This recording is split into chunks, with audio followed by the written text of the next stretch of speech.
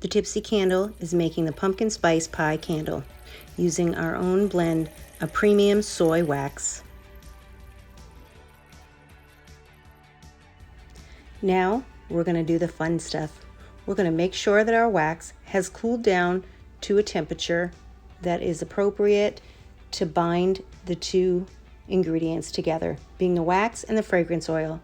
That perfect temperature for us is 185 degrees.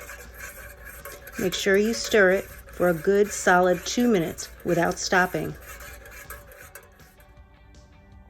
We've added just a few orange soy wax flakes into our wax to get that perfect pumpkin-y color that you see before you being poured.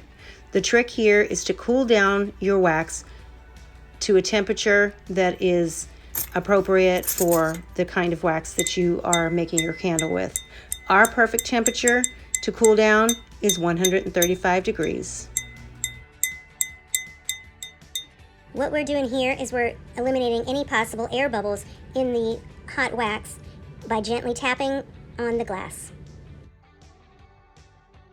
It's all about the whip for us.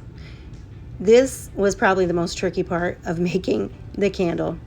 So we have a mixer that we use specifically for our wax candles, and it is a handheld mixer, and you want to make sure that your wax is soft enough that it is easily able to be whipped into a consistency somewhat like whipped cream or frosting, and literally it's just like frosting.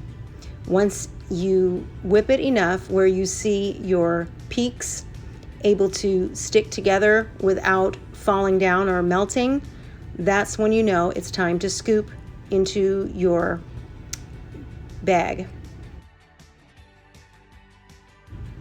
Notice how the spatula makes these small little peaks like you're whipping some frosting. The peaks should stand on their own. They should be firm enough, just like you're baking a cake and making frosting.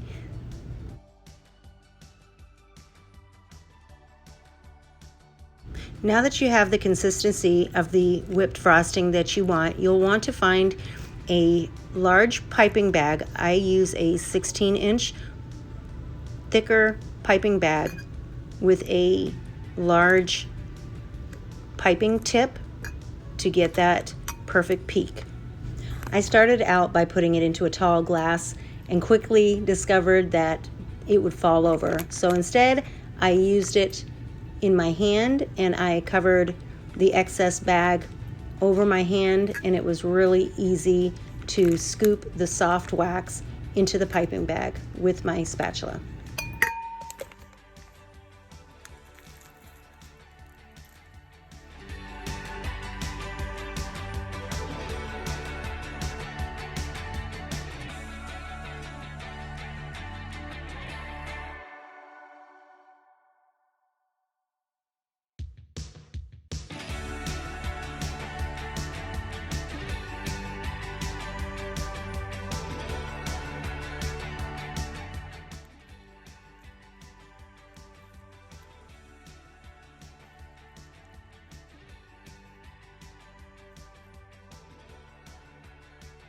Now you're all set. You're ready to pipe.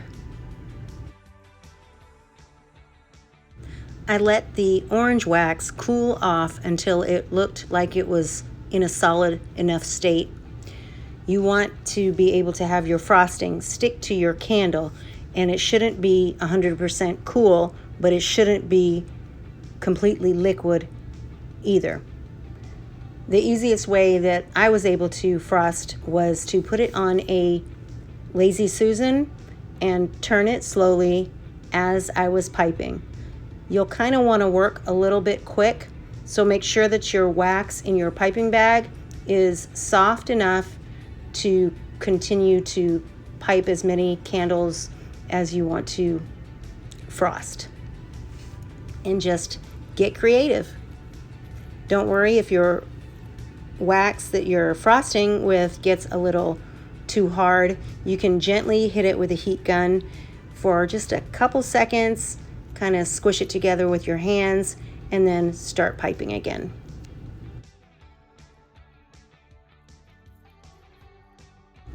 Because I had a little extra wax left over, I decided to make some really cute mini pumpkin pie candles, but I had to remove the wick holder before I did so because, well, quite frankly, it was just in my way.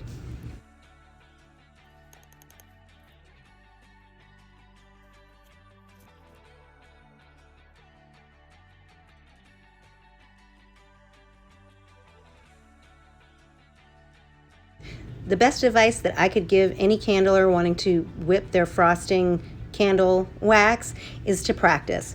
Practice with a small jar or a jar that you don't need. Just practice your piping skills. There's no right or wrong way. Everything is doable with practice. Enjoy your day. Thanks for watching The Tipsy Candle.